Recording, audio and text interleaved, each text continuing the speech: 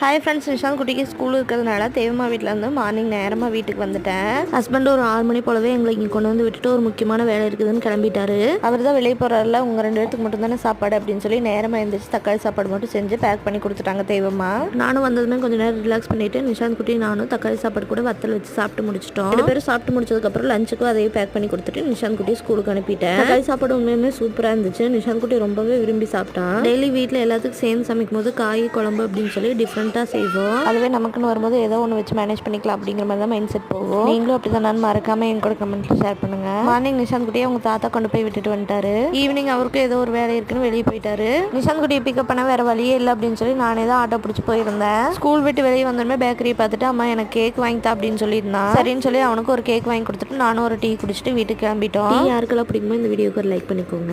என்னங்க இந்த வீடியோ பிடிச்சிருந்தா மறக்காம சப்ஸ்கிரைப் பண்ணி சப்போர்ட் பண்ணுங்க. நாளைக்கு இன்னொரு வீடியோவில் மீட் பண்ணல. அது வரைக்கும் பை.